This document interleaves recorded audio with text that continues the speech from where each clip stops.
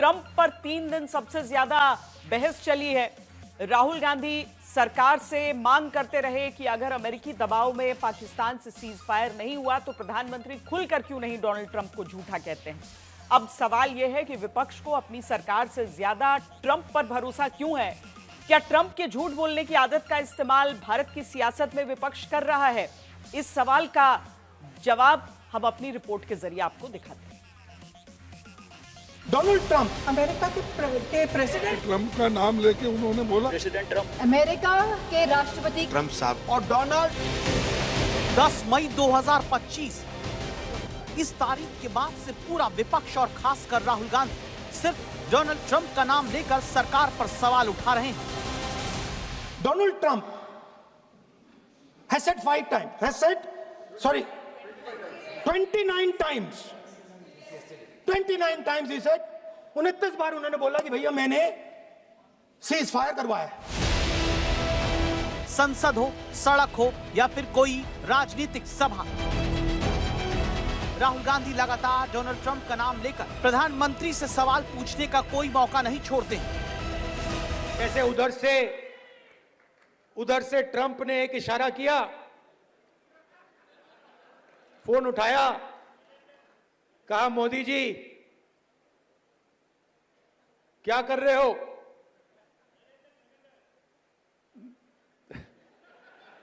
Narendra surrender. ये तब है जब सरकार की तरफ से इस सवाल पर कई बार सफाई दी जा चुकी है, लेकिन बावजूद इसके राहुल गांधी के हमले नहीं रुकते। दुनिया के किसी भी नेता ने भारत के ऑपरेशन रोकने के लिए नहीं कहा और ना ही डोनाल्ड ट्रंप की तरफ से सीज फायर करवाने के दावे थमते हैं। भारत और पाकिस्तान के बीच में सीज फायर को लेकर मानो डोनाल्ड ट्रंप की सुई अटकी हुई है।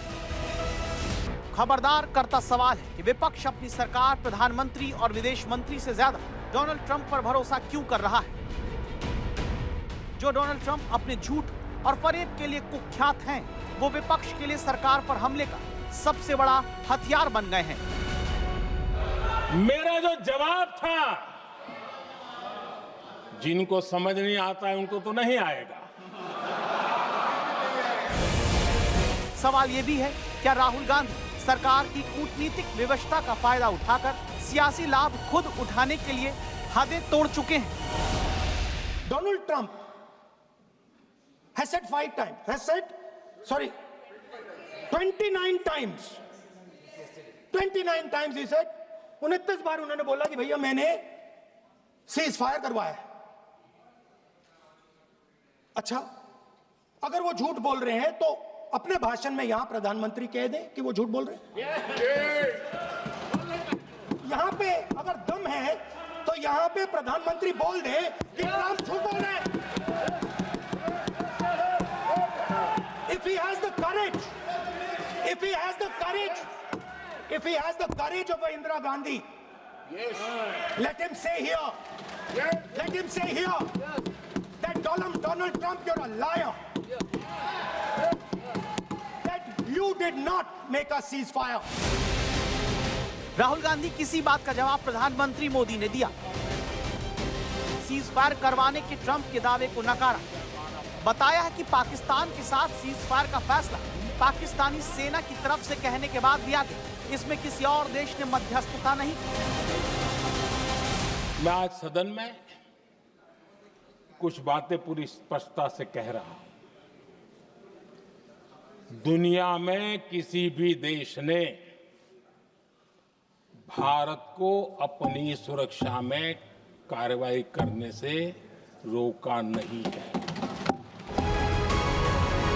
प्रधानमंत्री नरेंद्र मोदी से पहले हमारे देश का विदेश मंत्रालय, विदेश मंत्री बार बार ये बात देश को बता चुके हैं, फिर भी विपक्ष, खासकर राहुल, मानने को यह तैयार नहीं है।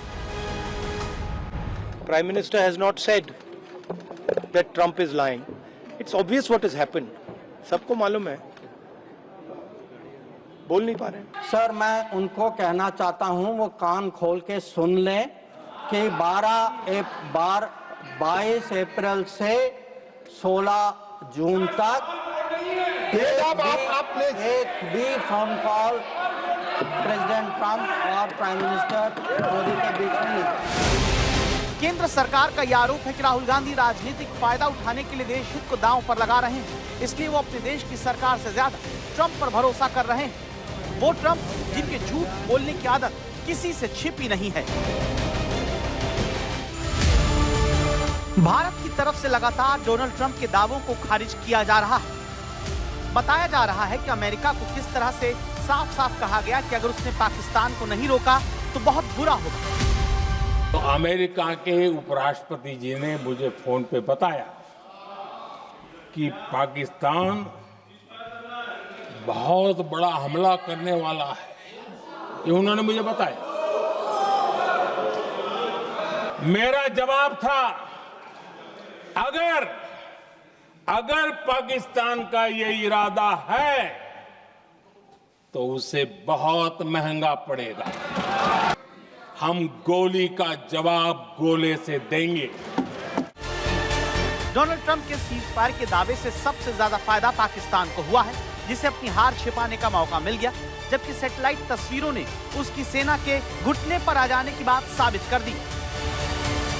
10 मई को भारत ने ऑपरेशन सिंदूर के तहत हो रहे एक्शन को रोकने की घोषणा की।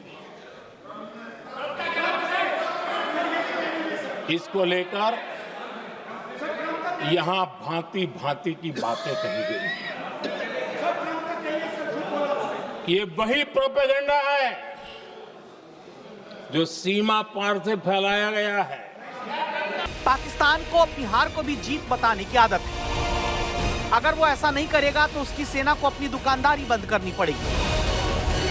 लेकिन सबसे बड़ा सवाल ट्रंप पर इतना भरोसा करने से जुड़ा है। वो डोनाल्ड ट्रंप जो अपनी बात मनवाने, खुद को बड़ा और सही साबित करने के लिए सफेद झूठ बोलने से भी नहीं चूकते। और सबसे बड़ी बात, वो ये काम वो बहुत ढिठाई से करते हैं। ये रहा उसका सबसे ताजा उदाहरण। डोनाल्ड ट्रंप की बातें सुनते ही अपना सिर ना में हिलाने वाली अमेरिका के फेडरल रिजर्व के चेयरमैन हैं, जिनका नाम जेरोम पावेल है, जिन्होंने वॉशिंगटन में फेडरल रिजर्व की निर्माणाधीन इमारत पर होने वाले खर्च के हिसाब को बढ़ा चढ़ाकर बताने वाले डोनाल्ड ट्रंप को सबके सामने बेनकाब कर दिया। तो ट्रंप को अपनी बात सही साबित करने के लिए पुरानी इमारत पर खर्च को पावेल के कार्यकाल में हो रहे खर्च में जोड़ दिया, ताकि वो उन पर फिजूल खर्ची का आरोप लगा सके। लेकिन पावेल ने उनका झूठ पकड़ लिया। इसके बावजूद ट्रंप झूठ पर झूठ बोलते रहे, लेकिन पावेल ने उनकी एक नहीं चलने दी। डोनाल्ड ट्रंप और पावेल में बहुत दिनों से ठनी हुई है। ट्रंप चाहते हैं कि ब्याज दरें घटाई जाए, लेकिन पावेल ऐसा नहीं चाहते। इस बात से ट्रंप अपने फेडरल रिजर्व के चेयरमैन से इतने नाराज हैं कि उन्हें भला बुरा तक कह चुके हैं। लेकिन ये सब करने पर भी जब पावेल दबाव में नहीं आए तो वो झूठे कागज लेकर आ गए। तो अपना काम करवाने के लिए, अपने अहंकार के लिए ट्रंप किसी भी हद तक जा सकते हैं, बार बार सफेद झूठ बोल सकते हैं। ट्रंप की छवि अमेरिका में भले ही एक झूठे नेता की हो, लेकिन हिंदुस्तान में उनकी बात को लेकर सबसे ज्यादा इस वक्त सच और झूठ की राजनीति चल रही है। डोनाल्ड ट्रंप का राष्ट्रपति के तौर पर पहला कार्यकाल भी झूठ से भरा हुआ था। इसे लेकर वॉशिंगटन पोस्ट ने एक रिपोर्ट जारी की थी। इस रिपोर्ट में बताया गया था कि डोनाल्ड ट्रंप ने अपने पहले कार्यकाल के दौरान दिसंबर 2017 से जनवरी 2021 के बीच 30,573 झूठ बोले थे। इस तरह दावा हुआ था कि ट्रंप ने तब रोजाना औसतन 21 झूठ के दावे किए थे। अब रिपोर्ट के अनुसार ट्रंप ने अपने पहले कार्यकाल के पहले साल हर दिन औसतन 6 झूठे या भ्रामक दावे किए थे। दूसरे साल में हर दिन 16, तीसरे साल में हर दिन 22, चौथे साल में हर दिन 39 झूठे दावे किए। यह दिखाता है कि कार्यकाल खत्म होने के साथ साथ ट्रंप के झूठे और भ्रामक दावे भी बढ़ गए थे। 2020 के राष्ट्रपति चुनाव से पहले ट्रंप के झूठ बोलने की रफ्तार बढ़ गई थी। अक्टूबर 2020 में ट्रंप ने एक महीने में 3,917 झूठे या भ्रामक दावे किए थे। वहीं राष्ट्रपति चुनाव के लिए वोटिंग से एक दिन पहले 2 नवंबर को ट्रंप ने 539 झूठे और भ्रामक दावे किए। वॉशिंगटन पोस्ट की रिपोर्ट के अनुसार ट्रंप ने 20 जनवरी को अमेरिकी राष्ट्रपति पद की शपथ ली थी। कार्यकाल के 100 दिन पूरा होने पर उन्होंने टाइम्स मैगजीन को एक इंटरव्यू दिया था। उस इंटरव्यू के बाद रिपोर्ट में बताया गया कि ट्रंप ने इस दौरान 32 ऐसे दावे किए थे जो पूरी तरह से झूठे और भ्रामक थे। डोनाल्ड ट्रंप ने 20 जनवरी को अमेरिकी राष्ट्रपति के रूप में दूसरी बार शपथ ली और अपनी दूसरी पारी के पहले ही दिन ट्रंप ने 20 से ज्यादा झूठ बोले। यानी ट्रंप की झूठ बोलने की आदत है, फिर भी सीज फायर को लेकर विपक्ष उनकी बात पर भरोसा कर सरकार को घेर रहा है। देशभक्ति हो ये जरूरी है, देश के सैनिकों का सम्मान हो ये बहुत जरूरी है, लेकिन तब खबरदार करना जरूरी है जब देशभक्ति की याद केवल राजनीति में रह जाए, हकीकत में सैनिक या उनके परिवार का अपमान किया जाए। खबरदार करती खबर महाराष्ट्र के पुणे से आई है, जहां करगिल युद्ध लड़ने वाले पूर्व सैनिक के परिवार से पुलिस की मौजूदगी में उनके हिंदुस्तानी होने का सबूत दिखाने को कहा गया, भारत का नागरिक होने का कागज दिखाने को कहा गया। आरोप है कि पुणे पुलिस के अधिकारी ने यह तक धमकी दी कि कागज दिखाओ वरना बांग्लादेशी घोषित कर देंगे। जहां अब तक किसी पुलिस वाले या धमकाने वाली भीड़ पर एक्शन नहीं लिया गया है।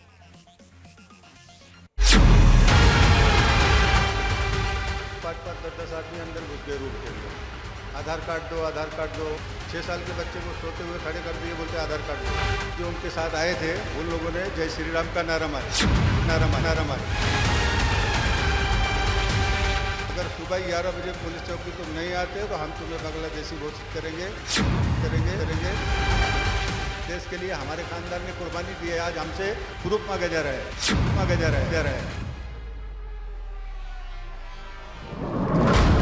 आज उस परिवार के लिए आपको खबरदार करना है जिनके दादा, चाचा और भाई ने भारत के लिए युद्ध लड़ा, लेकिन पुणे की पुलिस अब पूर्व सैनिकों के परिवार से उनके हिंदुस्तानी होने का सबूत मांग रही है। 26 जुलाई यानी वो तारीख जब भारत में करगिल युद्ध का विजय दिवस मनाया जाता है। इस साल भी 26 जुलाई शनिवार को जब 1999 में भारत की करगिल जीत का जश्न देश मनाता है, उसी दिन की रात पुणे की चंदन नगर कॉलोनी में करगिल युद्ध लड़ने वाले सैनिक के परिवार से नागरिकता साबित करने की परीक्षा भीड़ लेती रही। वो भी आरोप है पुणे पुलिस की मौजूदगी में। सीसीटीवी वीडियो में कैद तस्वीरें पहले देखिए। तारीख है 26 जुलाई, वक्त है रात के 11:58। यहाँ कई लोग जुटे हुए दिखते हैं। ये सब लोग पुणे में सेना के रिटायर्ड जवान 58 साल के हकीमुद्दीन शेख के घर के सामने इकट्ठा हुए हैं। आरोप है कि घर में घुसकर करगिल योद्धा के परिजनों से उनके भारतीय होने का सबूत अपमानित करते हुए मांगा जाता है। कहा जाता है कि पूर्व सैनिक हकीमुद्दीन का परिवार खुद के भारतीय होने का कागज दिखाए। 60-70 लोग हमारे घर पे अचानक आए, दरवाजा बजाने लगे, पैर से लात से मारने लगे। हम लोग दरवाजा जब खोले तो 8-10 आदमी एक साथ में घुस गए अंदर। और फिर आधार कार्ड बताओ, पैन कार्ड बताओ। सोते हुए बच्चे को औरतों के बेडरूम में पहुंच गए।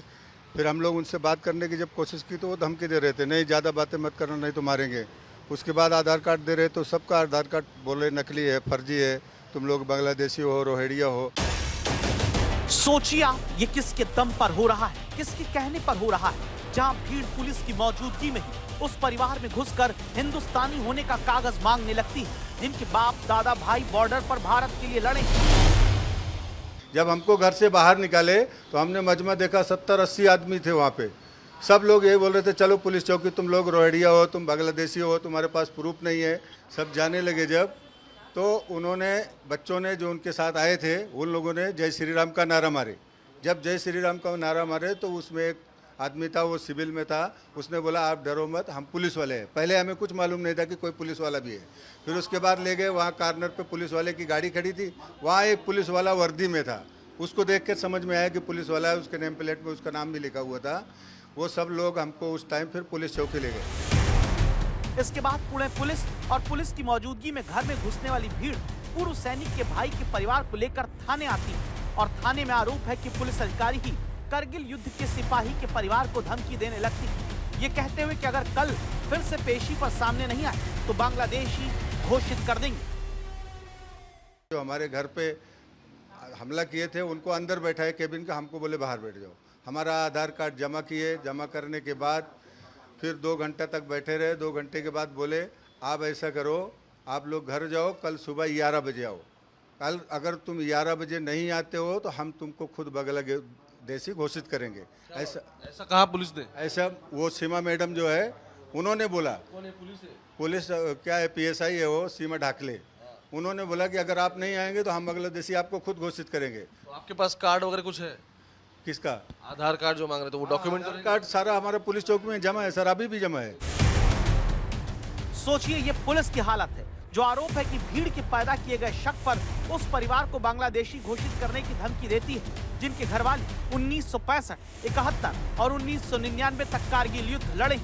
हमारे पास सब कुछ है, अगर मांगने का जो तरीका है पुलिस का, अगर पुलिस को हमारे ऊपर कोई शक थी, हमें एक नोटिस देना था, हमें बुलाना चाहिए था यहाँ कि भाई पुलिस चौकी में आओ, आपके ऊपर शक है, हम आपका डॉक्यूमेंट चेक करेंगे। तो हम सब डॉक्यूमेंट उनको दिखाते हैं, डॉक्यूमेंट के अपने पास सब भरपूर है, क्योंकि हमारा फैमिली 130 साल से आर्मी डिपार्टमेंट में रहा है, हमारे आजा आर्मी में रहे, हमारे दादा आर्मी में रहे, हमारे दो चाचा सूबेदार मेजर रहे 1965 की लड़ाई में, 1971 की लड़ाई में, उसके बाद सन 98 में मेरा सगा भाई कारगिल में रहा। तो हमारा आर्मी डिपार्ट से 130 साल हमने इस देश के लिए, हमारे खानदान ने कुर्बानी दी है। आज हमसे प्रूफ मांगा जा रहा है, प्रूफ हम देने के लिए ना नहीं कर रहे। गवर्नमेंट का जो रूल है, जो कानून है, उसके हिसाब से हमसे प्रूफ मांगो, हमारा डॉक्यूमेंट मांगो, हम दिखाने के लिए तैयार है। लेकिन जिस तरह रात को हमारे घर पे हमला हुआ, तमाम लोग आए, हमारे बीबी बच्चे, हमारे छोटी छोटी बच्चियाँ सब डरे हुए हैं। पुणे में यह परिवार 1961 से रहता आया है, 64 साल पुणे में यहाँ रहते हो चुका है। इसी पुणे से सेना में भाई भर्ती हुआ, लेकिन अब पूर्व सैनिक का परिवार डर के साए में। और पुणे के DCP सोमय मुंडे के मुताबिक अवैध बांग्लादेशी लोगों के होने की जानकारी के बाद पुलिस गई थी। लेकिन खबरदार करता सवाल है, क्या भीड़ के इशारे पर पुलिस चलेगी? क्या पुलिस ने पता किया कि वो लोग कौन हैं जो घर में घुसकर पूर्व सैनिक के परिवार से नागरिकता का सबूत मांगने लगे? क्या पुणे पुलिस ने ये पता किया कि वो लोग कौन हैं जो खुद ही कानून बनकर नागरिकता की परीक्षा लेने लगे हैं? क्यों नहीं उस पुलिस अधिकारी पर एक्शन होता है जिसने बांग्लादेशी घोषित कर देने की धमकी दे दी? ओमकार वामले, पुणे, आज तक।